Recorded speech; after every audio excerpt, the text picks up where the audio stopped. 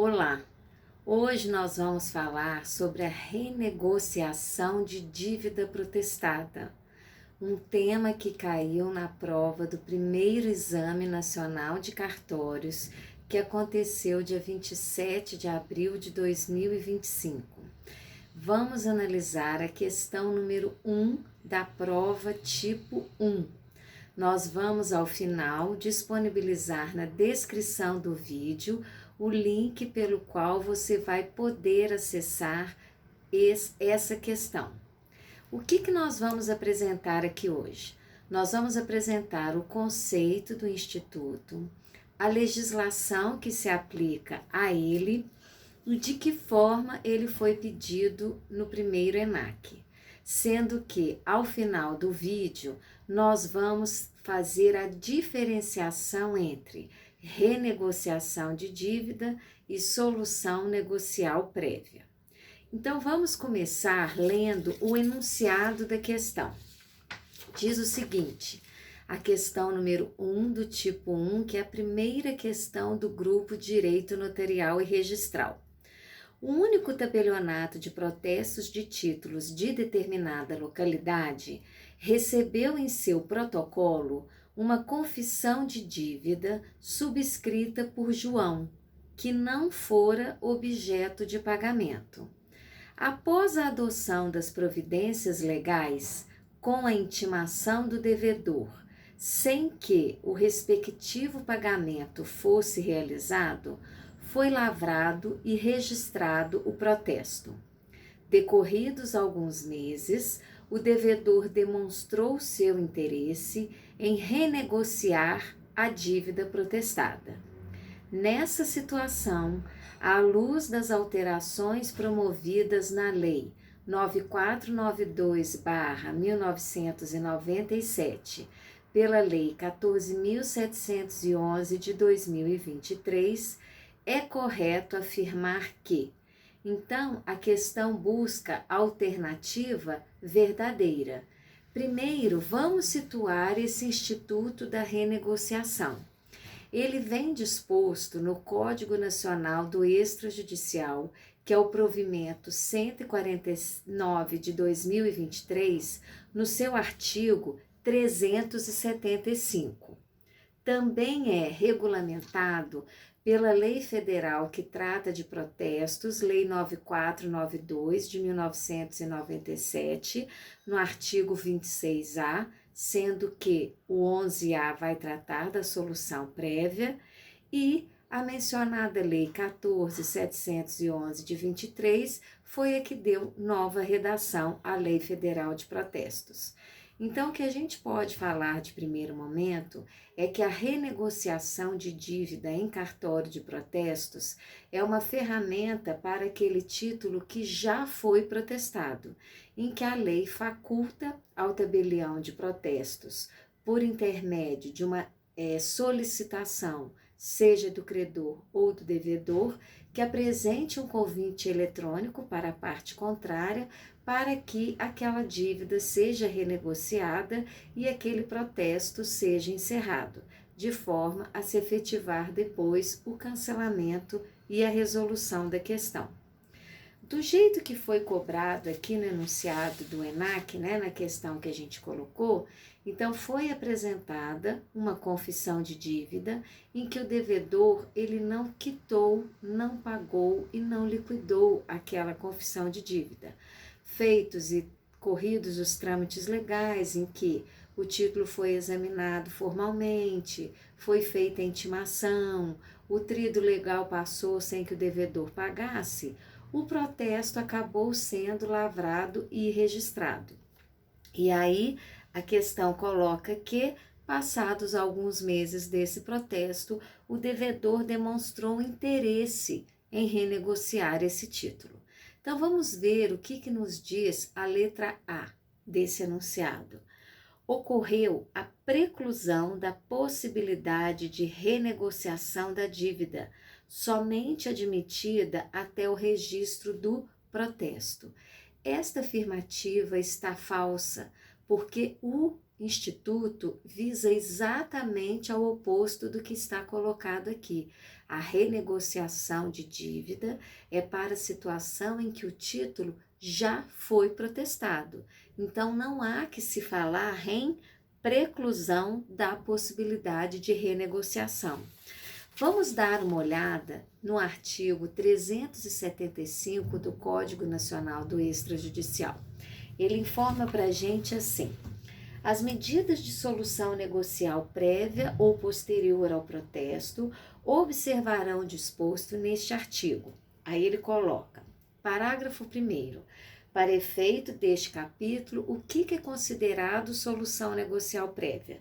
O inciso 1º diz: medidas de solução negocial prévia ao protesto são as medidas de incentivo à negociação, à solução negocial de dívidas vencidas, mas ainda não protestadas. Por isso, o adjetivo prévio. A solução prévia é antes do protesto. A dívida já venceu, mas não chegou a ser protestada. E o inciso 2 que nos interessa aqui na questão: medidas de solução negocial posterior ao protesto. São as chamadas medidas de incentivo de renegociação de dívidas protestadas e ainda não canceladas. Aí o Código Nacional continua explicando que aplica-se também aos órgãos públicos, quais são as formatações que devem ser feitas, mas o que é importante é que esse artigo 375, no seu parágrafo 1º, inciso 2, nos fundamenta a dizer que a alternativa A é falsa. Por quê? Porque a renegociação de dívida é para título já protestado. Tá? E na mesma linha, a gente tem o artigo 26A da Lei 9492, que diz pra gente assim: após a lavratura do protesto, faculta-se ao credor, ao devedor e ao tabelião ou responsável interino territorialmente competente pelo ato, por intermédio da Central Nacional de Serviços Eletrônicos Compartilhados, dos tabeliães de protesto, prevista no artigo 41A desta lei, a qualquer tempo propor medidas de incentivo à renegociação de dívidas protestadas e ainda não canceladas, podendo também ser concedido um abatimento de emolumentos mais acréscimos legais. Então, a renegociação é posterior ao protesto. Vamos à letra B.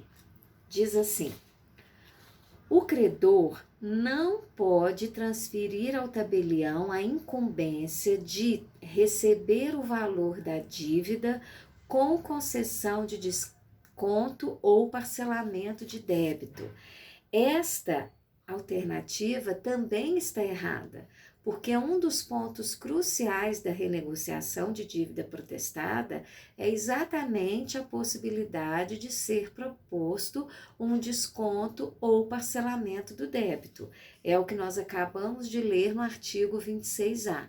Inclusive, o seu parágrafo 1º informa o seguinte: faculta-se ao credor ainda autorizar o tabelião ou responsável interino pelo expediente a receber o valor da dívida já protestada, bem como indicar eventual critério de atualização desse valor, concessão de desconto ou parcelamento do débito, e ao devedor cabe oferecer uma contraproposta, né? É facultado a ele essa possibilidade por meio da Central Nacional de Serviços Eletrônicos Compartilhados. Então, parcelamento e desconto estão expressamente previstos na legislação. Vamos ver a letra C. Ela informa assim: o pagamento dos emolumentos a cargo do devedor, decorrentes da renegociação da dívida, apenas será devido caso esta última seja exitosa. Por que está verdadeira essa alternativa? Porque o artigo 26A da Lei Federal de Protestos, Lei 9492, no seu parágrafo 2º, assim nos informa: Em caso de liquidação da dívida por meio do uso das medidas de que trata o caput deste artigo, que é exatamente a renegociação de dívida já protestada, o devedor ou interessado no pagamento deverá arcar com o pagamento dos emolumentos devidos pelo registro de protesto e seu cancelamento, dos acréscimos legais e das demais despesas, com base na tabela do protesto vigente no momento da quitação do débito, bem como do preço devido à Central Nacional de Serviços Eletrônicos Compartilhados dos tabeliães de protesto pelos serviços prestados. Então, a lei fala que, se a renegociação for exitosa, o devedor deverá arcar com o pagamento dos emolumentos devidos. Então, o pagamento dos emolumentos a cargo do devedor decorrentes da renegociação da dívida apenas será devido caso esta última seja exitosa, né? E por que as letras, opções D e E, estão incorretas? A letra D diz assim: a renegociação deve se desenvolver exclusivamente entre credor e devedor, sem a participação do tabelião, que se limitará a cancelar o protesto caso o pagamento seja realizado. Falso, porque conforme nós estamos lendo, a legislação, não só a lei federal que trata dos protestos, mas o Código Nacional Extrajudicial, a todo momento informam que a intermediação do tabelião de protesto ou interino respectivo é essencial para essa ferramenta, que é tida como uma das ferramentas em que o tabelião e cartório de protestos vai promover a chamada cidadania financeira, ao ajudar a reequilibrar a situação econômica financeira das partes e, portanto, do mercado como um todo, tá? Então, a renegociação exclusiva entre credor e devedor está falsa, pois a participação do tabelião de protestos é essencial. Esse é o objetivo da lei, tanto que se fala em ato inerente ao tabelião de protestos, inclusive por meio da sua Central Nacional de Serviços Eletrônicos Compartilhados. Vamos conferir o artigo 26A, parágrafo 3º da Lei 9492 de 97. A prática de todos os atos necessários às medidas de incentivo à renegociação de dívidas protestadas é exclusiva e inerente à delegação dos tabeliães de protesto diretamente ou por intermédio de sua Central Nacional de Serviços Eletrônicos Compartilhados, vedada qualquer exigência que não esteja prevista nessa lei. E, por fim, a hipótese da letra E, diz assim: a análise da proposta de renegociação da dívida é um direito subjetivo do devedor, cabendo ao tabelião encaminhá-lo juntamente com o credor a uma Câmara de Conciliação do Poder Judiciário. Está errado. Por quê?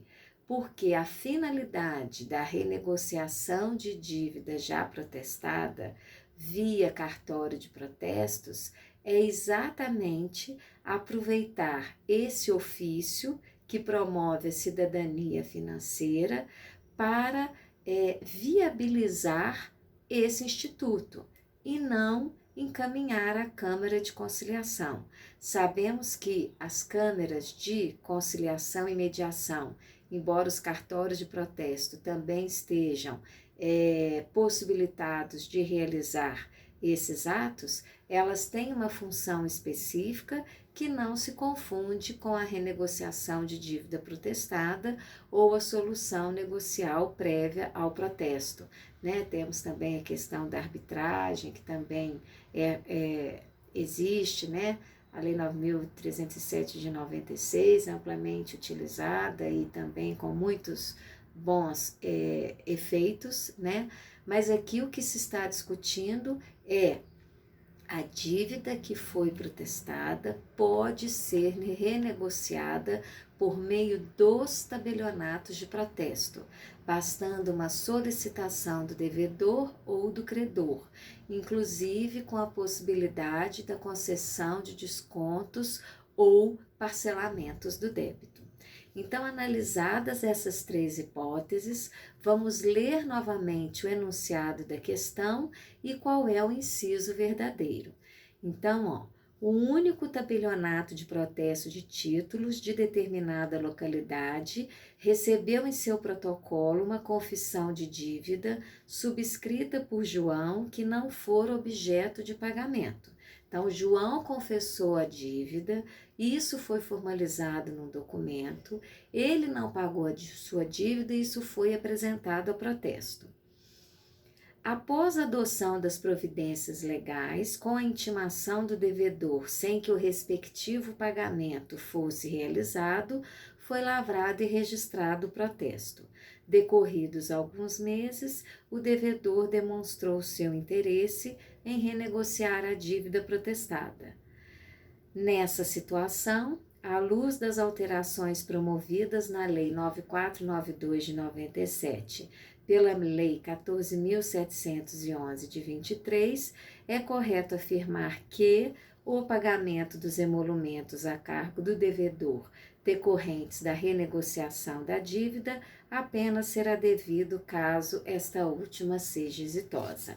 Então, esclarecida a questão, nós vamos agora apresentar alguns outros elementos. Quais são? Esses institutos, que são institutos relativamente recentes, visam a ajudar a trazer o equilíbrio financeiro entre as partes, né? A promover a chamada cidadania financeira. E aí nós colocamos que nós iríamos trazer a diferença entre os dois institutos: renegociação de dívida já protestada e solução prévia ao protesto. Como o próprio nome diz, a solução prévia ao protesto, ela vai abranger as situações em que existe uma dívida que já venceu, mas que ainda não chegou a ser protestada. Então, a lei faculta a apresentação ao cartório de protestos para que a parte seja convidada por meio de um convite eletrônico a quitar a sua dívida antes que ela seja protestada. Caso esse convite não seja feito, a lei entende que o processamento do protesto vai poder ocorrer de forma automática. Então, nós temos não só o artigo 11A da Lei Federal de Protestos 9492, que vai tratar da solução negocial prévia. Então, vamos dar uma olhada e, na sequência, o Código Nacional do Extrajudicial.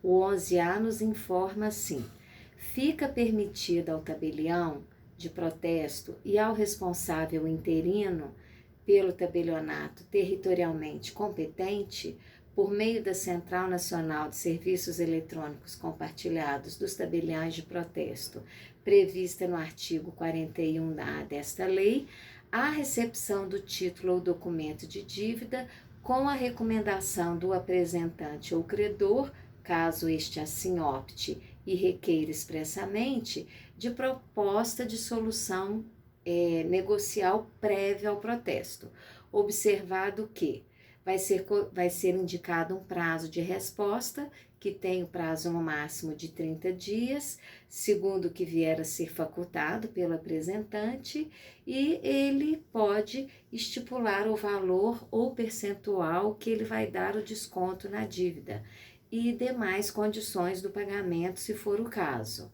né? Vai ser expedida uma comunicação contendo esta proposta por meio de uma carta simples, por correio eletrônico ou aplicativo de mensagem instantânea ou qualquer outro meio idôneo, e essa remessa vai ser convertida em indicação a protesto se